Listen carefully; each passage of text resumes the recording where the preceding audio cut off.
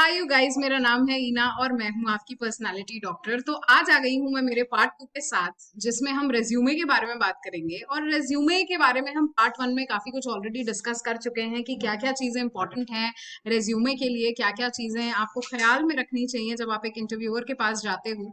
एक इंटरव्यूअर क्या देखना चाहता है आपसे, आप जब आप इन सब चीजों को करते हो, जब आप एक रेज्यूमे सामने ले जाते हो, तो एक 6 सेकंड का एक आपके पास एक टाइम होता है जब आप किसी को इम्प्रेस कर सकते हो। तो आपने ऐसा क्या लिखा है अपने रेज्यूमे में जिससे सामने वाला इम्प्रेस हुआ है। तो ये सभी चीजें हमने अपने पहले पार्ट में डिस्कस करी है। हमने ये भी डिस्कस कर रहा है कि रेज्यूमे में और सीवी में क्या डिफरेंस होता है। तो आप क्या एक सीवी बनाएंगे या आप एक रेज्यूमे बनाएंगे, तो ये सारी चीजें हमने अभी तक बात करी हैं हमारे फर्स्ट पार्ट में। तो मेक श्योर कि आप फर्स्ट पार्ट के साथ गो थ्रू करें। तो अब आ गए हम हमारे सेकंड पार्ट के साथ, और मैं आप सभी का तहे दिल से धन्यवाद कहती हूँ कि आप सभी ने मुझे बहुत सपोर्ट किया है, बहुत सराहा है।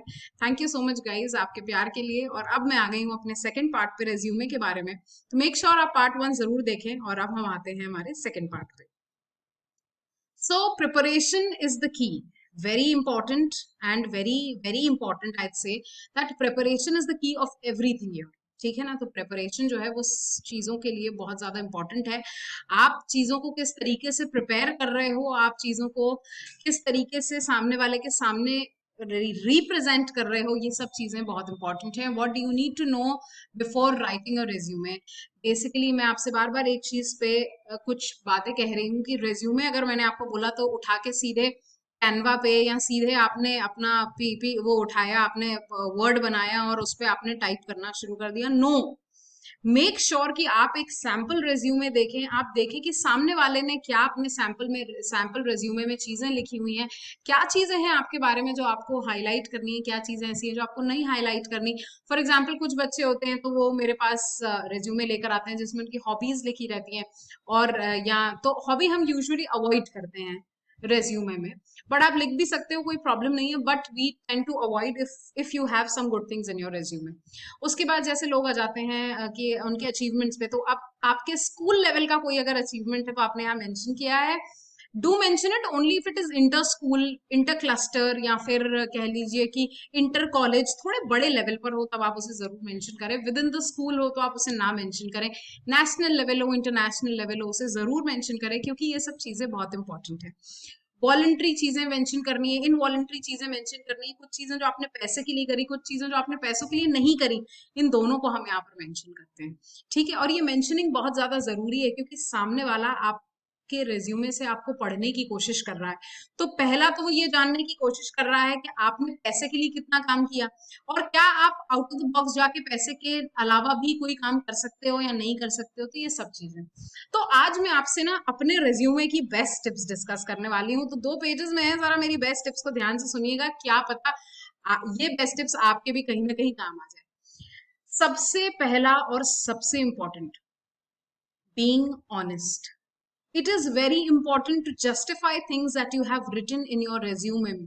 आपने जो भी चीजें अपने रेज्यूमे में लिखी हैं, ये इंपॉर्टेंट है कि आप उन चीजों को किस तरीके से जस्टिफाई करते हो, और उन्हें सही जस्टिफाई कर भी पा रहे हो या नहीं कर पा रहे हो।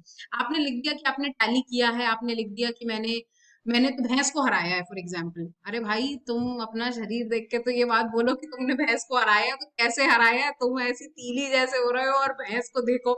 तो आप कुछ भी लिखो अपने रेज्यूमे में, make sure that you are very honest about whatever you are writing. ठीक है।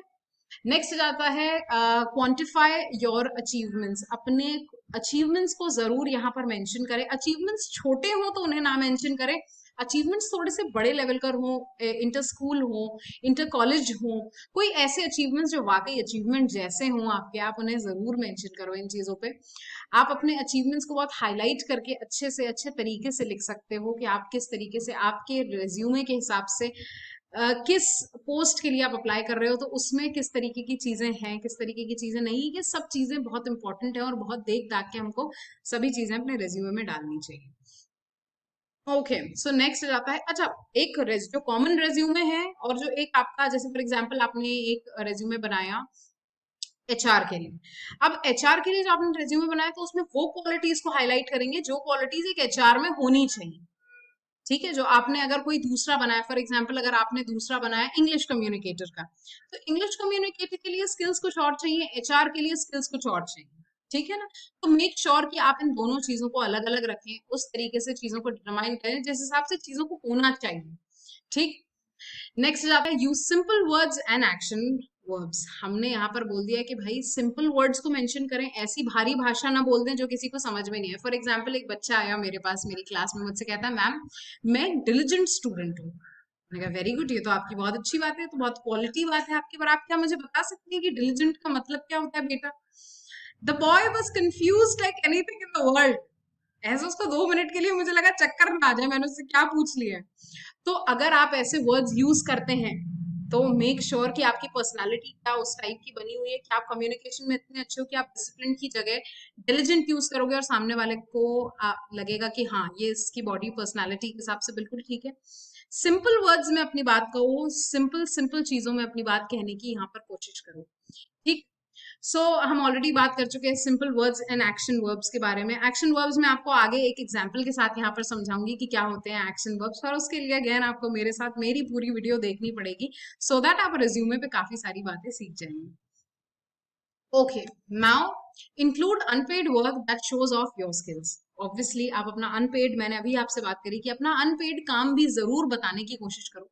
ये इसीलिए ताकि सामने वाले को ये लगे कि आप सिर्फ पैसे के लिए काम नहीं करना चाहते हो। No doubt everybody is working for the money, ये पूरी दौड़ ही पैसे की है, ठीक है ना। बट हमको यहाँ पर इस तरीके से मेंशन करना है कि ऐसा नहीं कि हमने सिर्फ पैसे के लिए काम करा है, हमने वॉलंटरी बहुत सारे जॉब्स किए, जैसे ब्लड डोनेशन हो गया, या फॉर एग्जाम्पल वॉलंटरी पेड़ पौधा रोपण हो गया आपका। तो ये सब चीजें आप इसमें बताओ कि आपने इन सब चीजों से भी, क्योंकि हम इन छोटी छोटी चीजों से भी बहुत सारी चीजें सीखते हैं।